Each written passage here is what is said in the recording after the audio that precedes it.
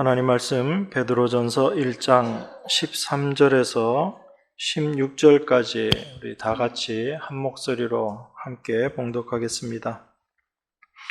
고린도전서 1장 13절에서 16절입니다. 그러므로 너희 마음의 허리를 동이고 근신하여 예수 그리스도에 나타나실 때에 너희에게 가져올 은혜를 온전히 바랄지어다.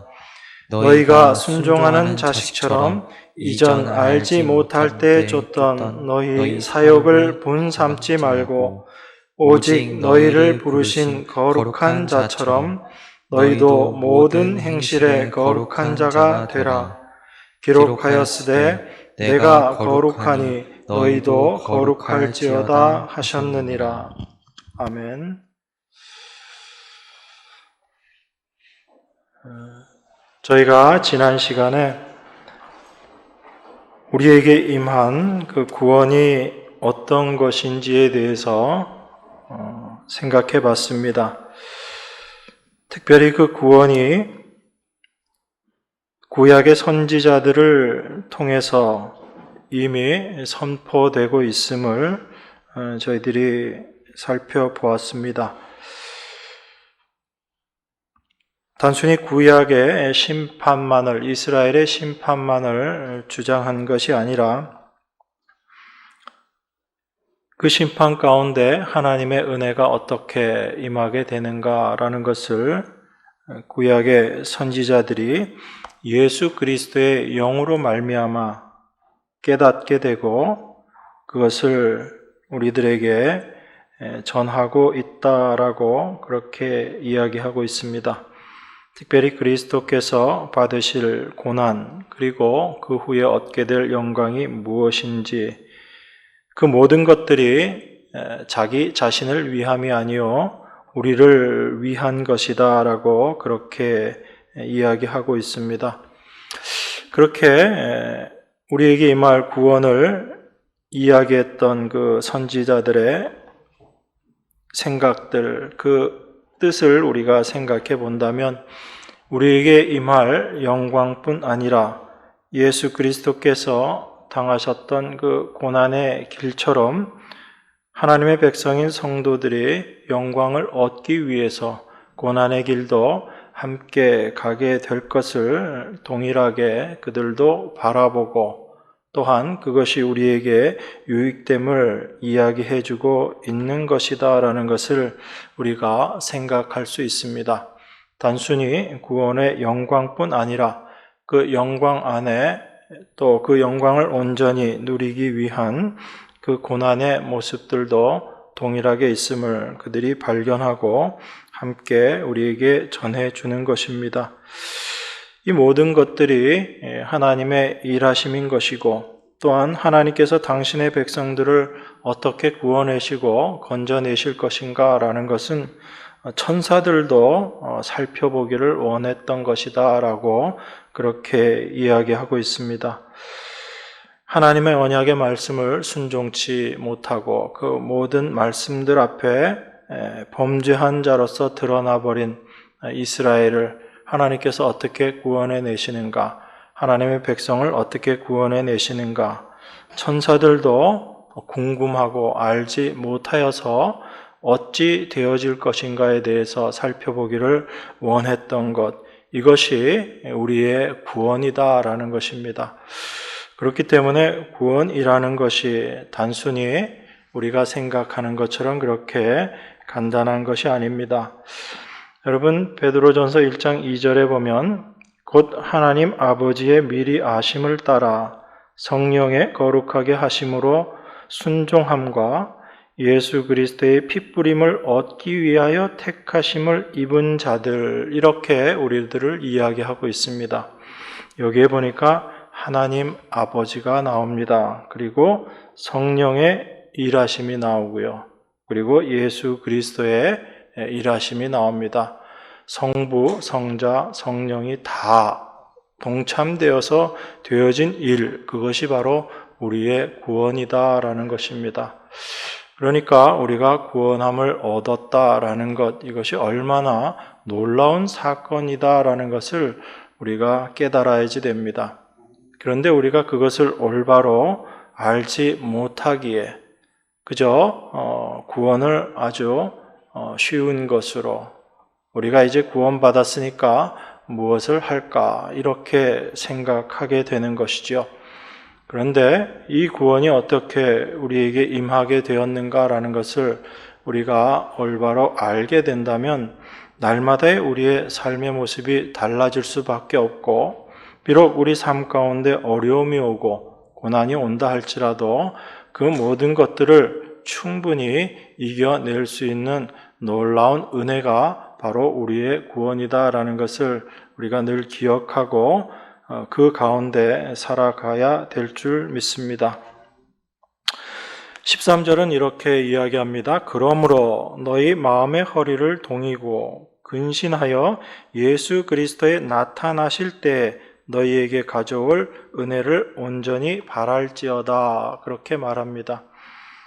시작이 그러므로라고 시작이 되죠. 여러분, 그러므로라는 말씀의 의미는 잘 아실 것입니다. 특별히 바울의 서신서를 통해서 그러므로라는 표현을 많이 쓰고 있습니다. 그러므로라는 것은 어떤 것이죠?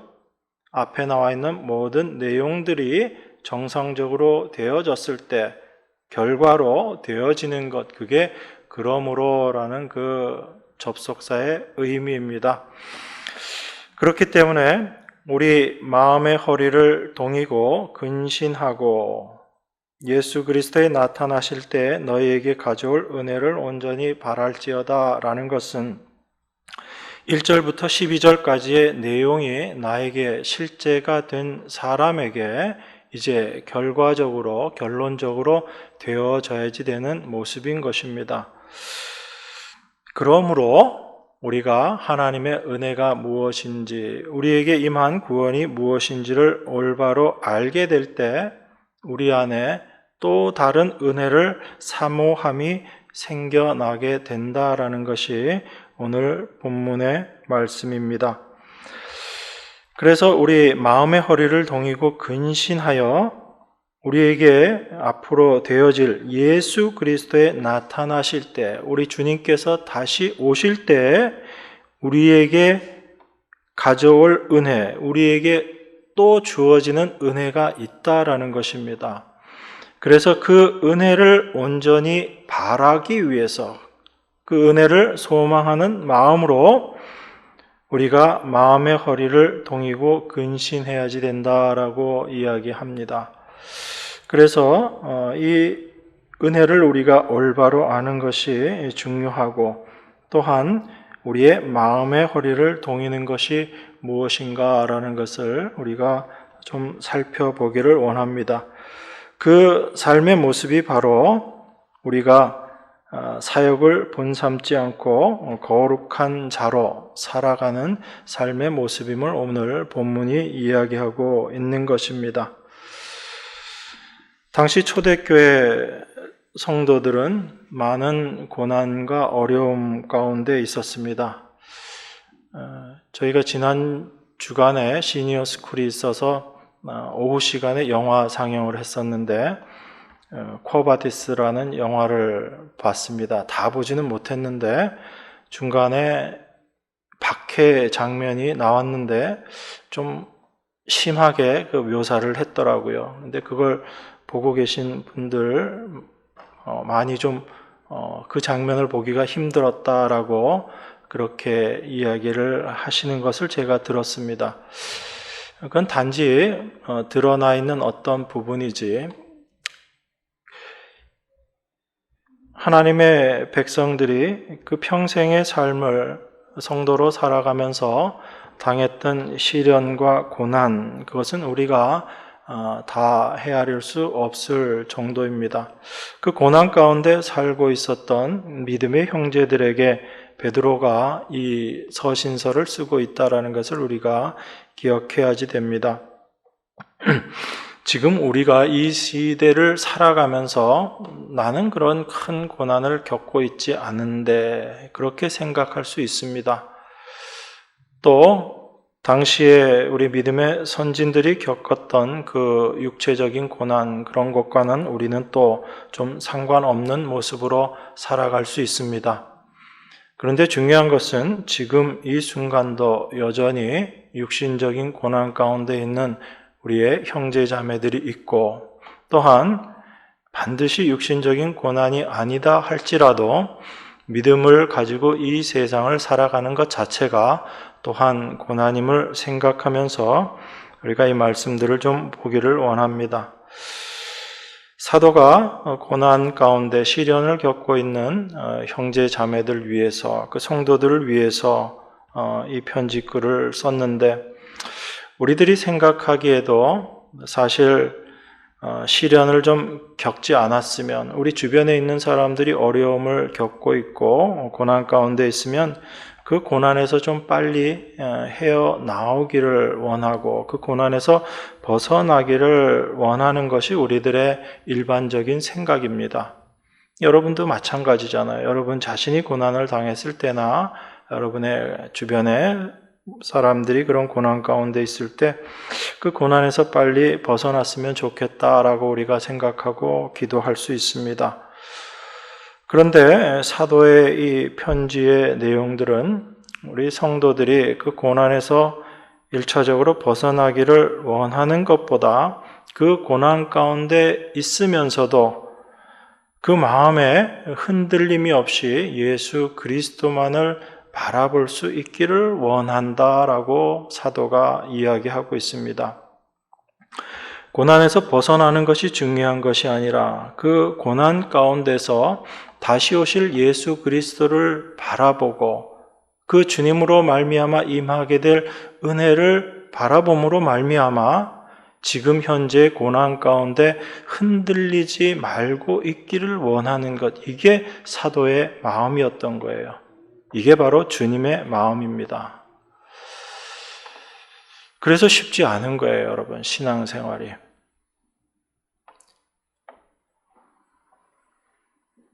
우리는 다 고난을 싫어하거든요. 고난이 오면 그 고난에서 벗어나기를 원하는 사람이지, 이 고난 속에서도 주님만 의지할 수 있는 믿음을 갖기를 원하는 그 마음은 우리 안에서 사실 나오는 마음이 아닙니다.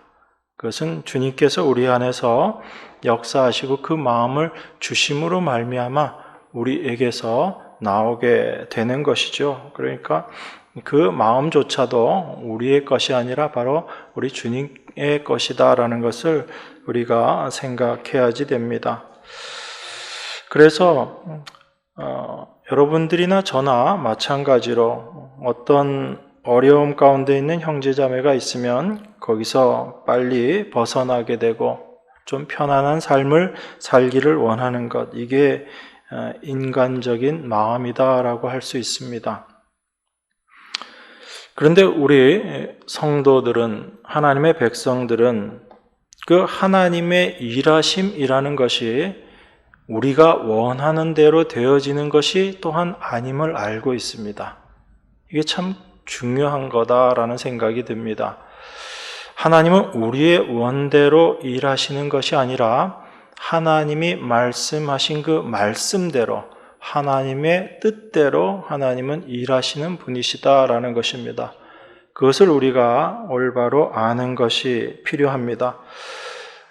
그렇게 놓고 생각한다면 하나님께서 허락하신 시련이고 고난이라면 그것을 피할 수는 없는 거죠. 그건 우리가 겪을 수밖에 없는 고난이고 시련인 것입니다.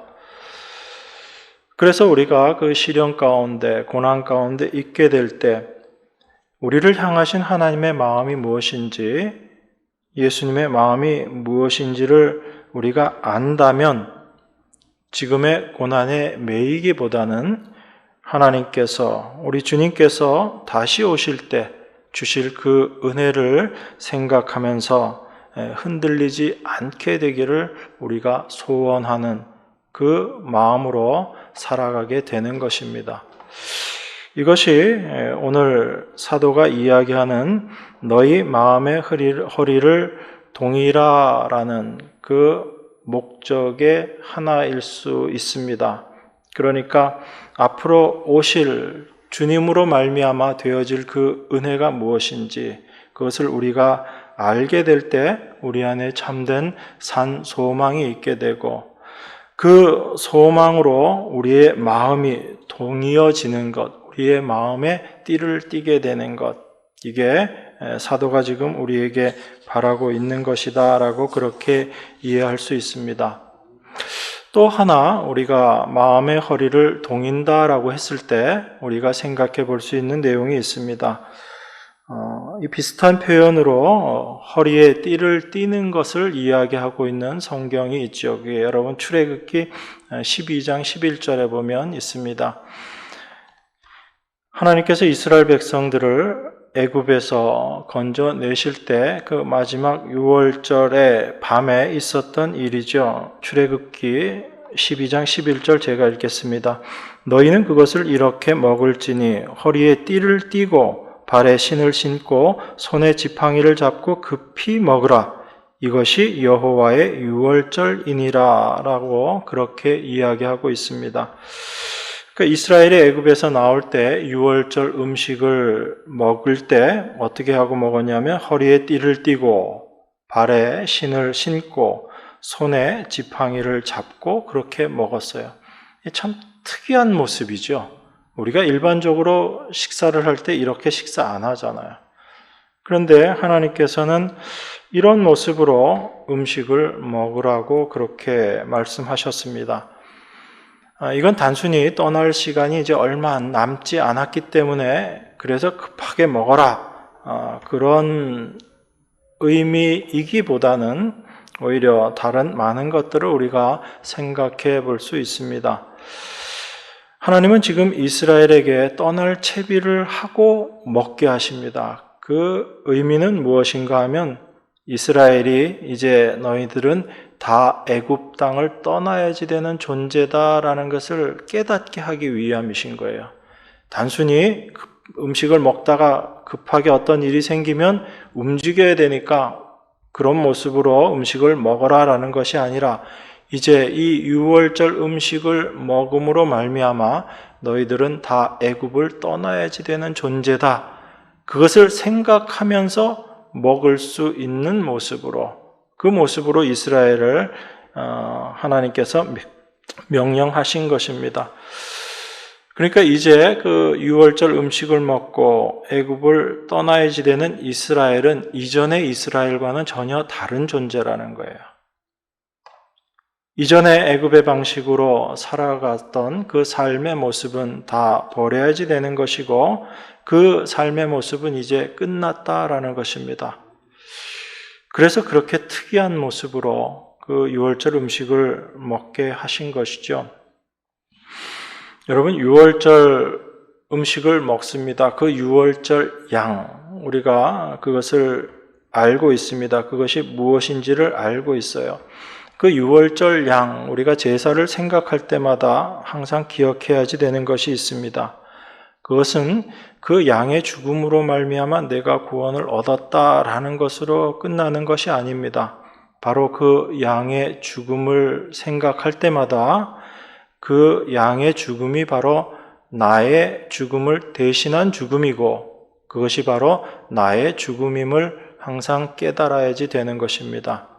그래서 6월절 음식을 먹을 때 그 모습으로 먹게 되는 것 자체가 이제 애굽 땅에서의 나의 삶, 애굽에서 살았던 나의 삶의 모습은 죽은 것이다 라는 것을 올바로 인식하고 살아가야지 되는 것, 그것을 이야기하는 것입니다. 애굽 땅에서 살아갔던 그 삶의 방식, 바로 내 가치를 세상에 두고 그 세상에서 나의 가치를 이루어내기 위해서 열심히 나의 노력으로 살아갔던 그 삶의 모습에서 나는 이제 죽은 자다라는 것을 이야기하는 것. 그게 하나님께서 이스라엘이 애굽에서 떠날 때 그 6월절 양을 먹으면서 그들에게 명했던 모습인 것입니다. 그렇기 때문에 허리에 띠를 띈다라는 것, 유대인들의 복장이 어떤지 여러분 아시잖아요. 앞에 이렇게 치마처럼 치렁치렁 되어 있죠. 그래서 움직이기 위해서는 허리에 띠를 띄어야지 되는 것입니다. 그렇게 허리에 띠를 띠고 이제 움직여서 애굽을 떠나가듯이 하나님의 백성인 우리들에게 마음의 허리를 동이라라고 지금 사도가 이야기하고 있는 것입니다. 그런 의미에서 우리가 이 마음의 허리를 동이라라는 사도의 이 말을 생각해 보면 그것은 바로 우리의 마음을 세상에 두고 살지 말라라는 그 말씀의 의미로 우리가 생각해 볼 수 있습니다. 이것이 마음의 허리를 동이라라고 하는 또 다른 목적이고 의미가 될 수 있습니다. 내 자신은 이미 이 세상에서 떠난 자로 자기 자신을 그렇게 생각하고 예수님이 오실 때 우리에게 임할 은혜가 무엇인지 그 은혜를 소망하면서 살아가라. 그 은혜를 우리가 바라보면서 살아가는 자가 되는 것, 그것이 우리 마음의 허리를 동이고 살아가는 모습이다라는 것을 우리가 생각할 수 있습니다. 여러분, 사도는 하나님의 백성들을 지금 나그네다라고 그렇게 이야기하죠. 그 나그네는 이 세상에 거할 곳이 없는 자들입니다. 나그네라는 그 의미 자체가 거할 곳이 없는 자이잖아요. 그래서 정처 없이 떠돌아 다녀야지 되는 그런 존재들입니다. 그러니까 우리가 이 세상에서 터잡고 산다라고 할지라도 그곳이 내가 영원히 거할 곳이 아니다라는 것을 늘 생각해야지 되는 것이고, 내가 어떠한 곳에 있더라도 그곳은 잠시 나의 육신이 거하는 곳으로 그렇게 생각할 수 있어야지 됩니다. 그런데 우리가 어떤가요? 정말 그런 모습으로 살아가고 있는가 하면 사실 그렇지 못한 것이 우리들의 실상이잖아요. 좀 더 좋은 집에서 살고 싶고 그런 곳에서 머물고 싶어 하는 것이 우리들의 솔직한 마음임을 우리가 부정하지를 못합니다. 그래서 더 좋은 집, 더 나은 거처를 소원하면서 이 세상에 속해 있는 모습으로 그 욕심에서 떠나지 못하는 모습으로 살고 있는 것이 여전히 이 세상 가운데서 살아가고 있는 우리들의 모습인 것입니다. 그런데 그 모든 것들이 어찌 생각해 보면 우리 주님 다시 오심을 생각하지 못하고, 또한 우리 주님 다시 오실 때 우리에게 임할 은혜가 무엇인지, 그 은혜가 얼마나 귀한 것인지를 우리가 생각하지 못함으로 말미암아 우리가 그런 생각에 잡혀서, 그 욕심에 잡혀서, 욕망에 잡혀서 살아가게 되는 것이 아닌가, 그렇게 볼 수 있습니다. 그것이 바로 하나님께서 우리에게 허락하신 그 은혜의 부요함을 생각하지 못하고 그것을 소망하지 못하는 모습이고, 우리의 마음이 여전히 애굽에 머물러 있는 그런 모습이다라는 것을 우리가 생각할 수 있는 것입니다. 그리 생각해 보면 우리는 늘 천국을 이야기하고 주님 다시 오심을 이야기하면서도 여전히 이 애굽에 속한 자처럼 그렇게 살아가고 있는 우리의 모습을 발견하게 되는 것입니다. 그러니까 우리가 신앙생활 하는 것은요, 이전에 있었던 모든 것들이 다 없어지고 정말 그런 것들은 우리와 아무 상관없이 되어져서 그런 모습으로 살아가는 것이 아니라 여전히 그 모습 속에 내가 있다라는 것을 발견하면서 그 모습 속에서 이러한 우리를 구원하신 하나님의 은혜가 무엇인지를 알아감으로 살아가는 것, 또한 그 알게 되는 것이 우리의 실력이 아닌 우리 안에 계신 성령으로 말미암아 깨달아지게 되는 것임을 늘 인식하면서 살아가는 것, 이게 성도의 이 땅에서의 삶입니다. 그렇지 않으면 우리는 우리 자신에게 잡혀버리게 되고 늘 우리 자신의 열심만을 생각하게 되고 내가 어떻게 해서 이런 모습을 만들어낼 수 있을까에 잡혀버리게 돼요. 그러면 무엇이 안 보이게 되냐면 하나님께서 행하신 일이 안 보이게 돼요. 내가 무엇을 할까라는 생각에 잡혀버리게 되면 하나님께서 완성해 놓으신 그것이 우리의 시야에서 사라져버리게 됩니다. 그래서 남는 것은 나의 열심과 나의 의밖에 남지 않게 되는 거예요. 그런데 하나님께서는 당신의 백성을 그렇게 내버려 두시지 않는다라고 말씀드렸죠. 우리가 그러한 모습에 빠질 수밖에 없는 존재임을 주님은 아시기 때문에, 또한 우리 안에 그 모습이 있다라는 것을 우리 주님은 아시고, 또한 우리로 하여금 그것을 인정하게 만드시는 거예요. 그럴 때 나는 내 자신을 의지하지 않는 자로 되어지는 것이고, 오직 하나님만 의지하는 자로, 하나님의 일하심만을 소망하는 자로 그렇게 살아가게끔 인도하시는 거예요. 이게 하나님의 일하심입니다. 그래서 우리는 날마다 그 하나님의 일하심을 경험할 수 있는 거예요. 무슨 신비한 체험을 해서 하나님을 경험하는 것이 아니라 내 삶 속에서 날마다 동행하시며 잠시도 나와 떨어지지 않고 나와 늘 함께 하시는 그 하나님의 임재를 우리가 고백할 수 있게 되는 것입니다. 그래서 하나님은 우리에게 시련과 고난을 허락하시는 거예요. 그 시련과 고난이 있을 때 우리가 과연 무엇을 보고 살아가고 있는지를 깨닫게 하시고, 그리고 오직 하나님만 바라보고 하나님만 소망하게 하시라고 우리로 하여금 그 자리로 끌고 가고 계시는 것입니다. 그것이 하나님의 은혜요, 하나님의 일하심이다라는 것을 우리가 생각할 수 있어야지 됩니다.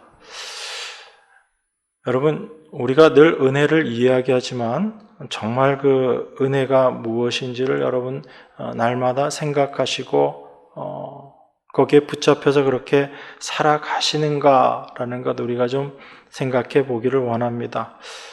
요즘에는 그렇게 많이 보이지는 않는데 예전에 이렇게 길 가다 보면 한 두어 사람이 다가와서 도를 아십니까? 그렇게 질문하는 사람들이 참 여럿 있었는데, 여러분, 우리가 정말 은혜를 알고 있는가? 이것은 우리가 늘 생각해 봐야지 됩니다. 은혜를 말하면서도 그 은혜를 올바로 알지 못하고 인식하지 못하는 것이 어찌 보면 우리들일 수 있어요. 그래서 하나님은 늘 우리들 삶 가운데 그 은혜가 무엇인지를 더욱더 깨닫게 하시는 것입니다. 그것이 오늘 본문에 너희 마음의 허리를 동이라라는 것과 같은 맥락에서 이야기되어지고 있는 것입니다. 여러분, 누가복음 한 군데 보겠습니다. 누가복음 12장 35절입니다.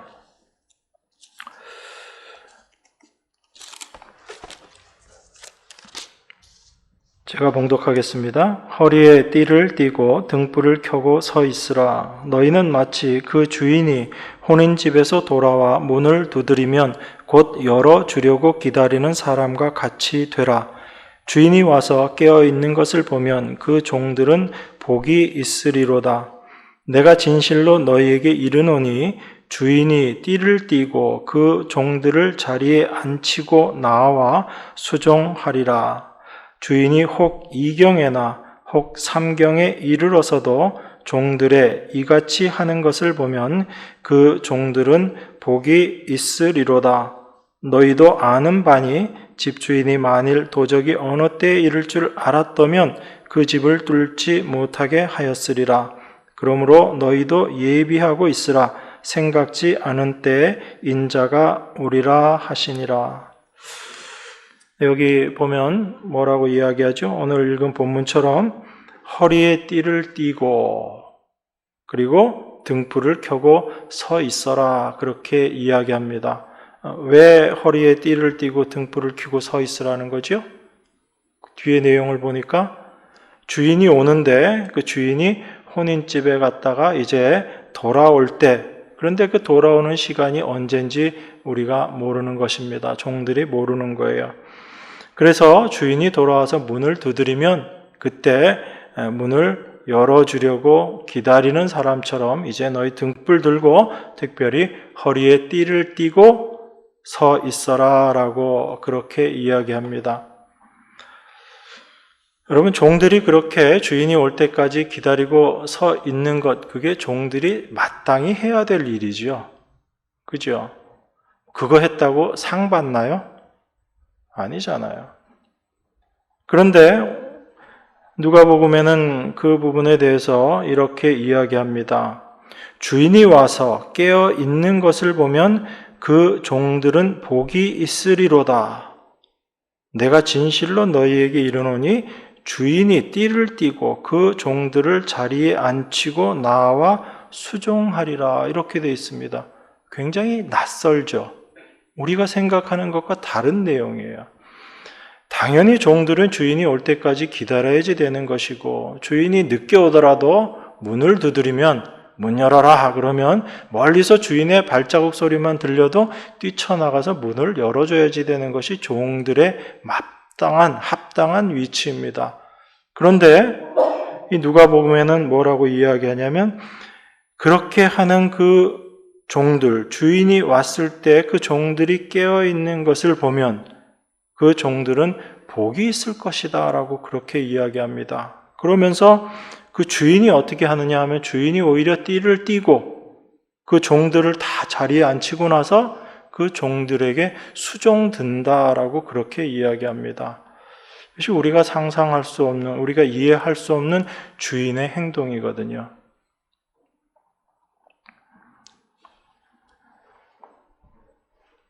이것이 우리에게 임한 복이라는 거예요. 예수 그리스도의 핏부림으로 말미암아 복을 얻은 자들에게 앞으로 임하게 될 복을 우리에게 이야기하고 있는 것입니다. 그게 바로 주인이 띠를 띠고 와서 그 종들을 오히려 섬기는, 수종드는 그 위치, 그 자리로 가게 되는 것, 주인이 종을 오히려 섬기는 이 모습을 복이 있을 것이다 라고 지금 그렇게 이야기하고 있는 것입니다. 그래서 예수님께서도 6월절 그 마지막 만찬 때 직접 허리에 수건을 두르시고 제자들의 발을 다 씻어 주신 거죠. 그것은 단순히 그 제자들의 앞으로의 삶 속에서 그들이 발을 깨끗이 서로 씻어줘야지 되는 것, 그것만을 의미하지 않습니다. 우리 주님께서 이 땅에서 행하신 그 은혜가 무엇인지를 몸소 보여주신 거거든요. 그래서 예수님께서 당신에 대해서 이야기하실 때 인자는 섬김을 받으러 온 것이 아니다라고 그렇게 말씀하셨죠. 오히려 섬기려 하고 자기 목숨을 많은 사람들을 위해서 대속물로 내어주시기 위해서 오셨다, 그렇게 이야기합니다. 그래서 우리는 어떤 자들인가 하면 바로 이런 주님의 섬김을 먼저 받은 자들인 거예요. 그 주님의 섬김을 받은 자, 그 예수 그리스도로 말미암은 핏부림의 은혜를 입은 자들이 바로 우리들입니다. 그렇기 때문에 그러한 우리들이 바로 다시 오실 주님을 사랑함으로 기다리게 되는 거예요. 우리에게 임한 그 은혜가 무엇인지를 우리가 올바로 알게 될 때 우리는 참된 기쁨을 가지고 우리에게 임할 영광을 기대하고 소망하면서 그 주님의 다시 오심을 기다릴 수 있게 되는 것입니다. 그러니까 그 은혜가 우리 안에서 날마다 살아 역사하지 못한다면 우리가 마음의 허리를 동이고 근신하며 살아가는 그런 삶의 모습이 아니다라는 것이죠. 예수님께서 우리에게 임할 은혜, 또 다른 은혜가 있다라고 이야기하십니다. 13절 후반에 보면 이렇게 이야기하죠. 예수 그리스도에 나타나실 때, 우리 주님 다시 오실 때 너희에게 가져올 은혜를 온전히 바랄지어다 라고 그렇게 이야기합니다. 우리 주님께서 이미 은혜를 주셨어요. 그런데 또 주실 은혜가 있대요, 없대요? 있다라고 이야기합니다. 그것이 사도가 그 앞에서 이야기했던 하늘의 기업인 것이고 또한 그 것을 소망하면서 살아가는 것, 그게 바로 은혜를 사모하면서 살아가는 산소망을 가지고 살아가는 성도의 모습. 이게 마음의 허리를 동이고 살아가는 그 모습이다라고 그렇게 이야기하는 것입니다. 우리 주님이 다시 오실 때 가져올 은혜, 그것이 무엇이겠어요, 여러분? 우리 주님이 다시 오심으로 말미암아 우리에게 주어질 그 하늘에 속한 모든 신령 한복, 그걸 지금 우리에게 이야기하고 있는 것입니다. 우리가 이미 약속으로 이것을 다 받았는데 이제 최종적으로 우리 주님 다시 오실 때 그 몸의 부활과 함께 온전한 하늘의 기업을 다 누리게 되는 자로 예수 그리스도의 영광스러운 모습을 이제 우리가 눈으로 직접 보게 되는 자로 그런 영광 가운데 있게 될 것입니다. 그걸 고린도후서 3장 18절에서 이렇게 이야기하고 있습니다. 우리가 다 수건을 벗은 얼굴로 거울을 보는 것 같이 주의 영광을 보매 저와 같은 형상으로 화하여 영광으로 영광에 이르니 곧 주의 영으로 말미암음이니라. 이것이 우리에게 임할 놀라운 은혜죠. 영광인 것입니다. 우리가 지금은 희미하게 주님을 경험할 수 있지만 그때는 우리가 거울을 보는 것 같이, 이 거울은 뚜렷하게 보이는 거울인 거예요. 희미하게 보이는 거울이 아닙니다. 그 얼굴로 거울을 보는 것 같이, 수건을 다 벗은 얼굴로 거울을 보는 것 같이 주의 영광을 보게 된다라고 이야기합니다. 그런데 주의 영광을 보는 것으로 끝나는 것이 아니라 우리도 주와 같은 형상으로 변화되어서 영광에 이르게 될 것이다 라고 이야기합니다.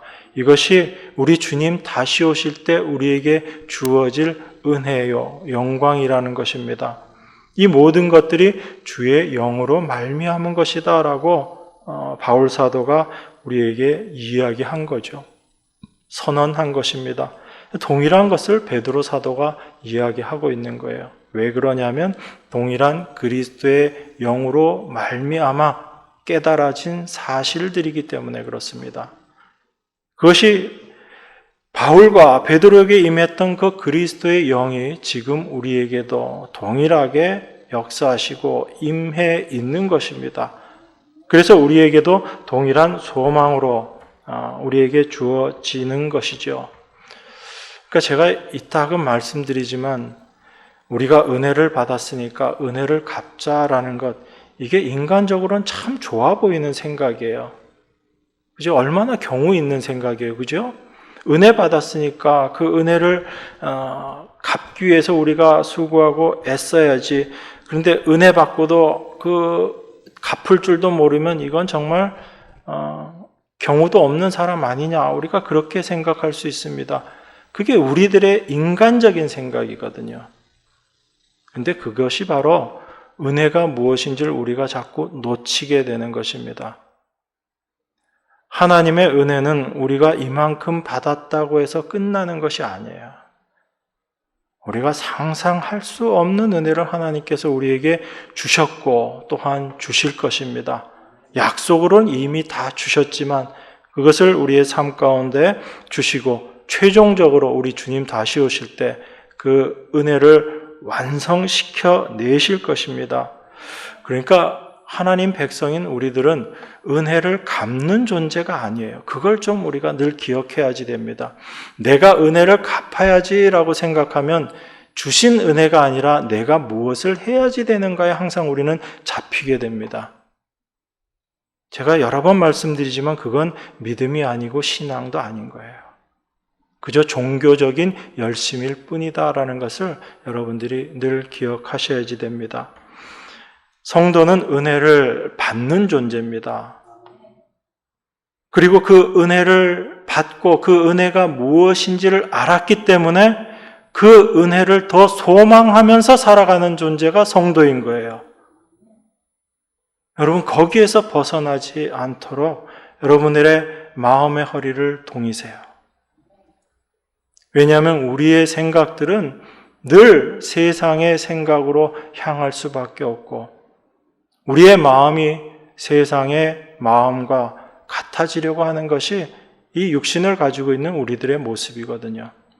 그럴 때마다 우리 마음의 허리를 동이라라고 주님께서 말씀하고 계시는 거예요. 우리의 생각이 세상으로 빠졌을 때, 우리의 생각이 애굽에 머물러 있을 때 거기에서 벗어나는 것, 그것이 근신하고 우리의 마음의 허리를 동이는 것, 그것이다라는 것을 여러분들이 꼭 기억하셔야지 됩니다. 우리 주님께서 다시 오실 그때 우리는 신령한 몸이 되어서 하나님께서 주시는 그 은혜를 다 받을 수가 있는 것입니다. 지금은 우리의 육신적인 한계 때문에 그 은혜를 온전히 다 받을 수도 없고 다 누릴 수도 없는 존재이지만 그 은혜를 우리가 날마다 더욱더 깊이 알아감으로 말미암아 이후에 주님 오실 때 그 은혜를 온전히 받게 되는 그러한 신령한 몸으로 변화될 것을 우리에게 이야기하고 있습니다. 성도는 하나님 아버지의 미리 아심을 따라 성령의 거룩하게 하심으로 예수 그리스도로 말미암아 피 뿌림을 얻은 자다. 이 모든 것이 삼위 하나님의 은혜로 되어진 것임을 우리가 알게 될 때 베드로 사도가 찬송하리로다라고 이야기했잖아요. 찬송은 어떨 때 할 수 있다고 그랬어요? 하나님의 행하신 일을 우리가 알게 될 때, 하나님께서 행하실 일을 알게 될 때 우리가 찬송할 수 있게 되는 것입니다. 그것은 노래가 아니에요. 내 기분이 좋아서 부르는 노래가 아니라 하나님의 은혜를 알고 하나님의 일하심을 알았기 때문에 우리가 찬송할 수 있게 되는 것입니다. 그것이 우리가 마음의 허리를 동이고 산 소망을 가지고 살아가게 될 때 하늘에 간직하신 그 영원한 기업을 얻게 되는 거죠. 그래서 우리가 골로새서를 살펴볼 때도 사도가 뭐라고 이야기했어요?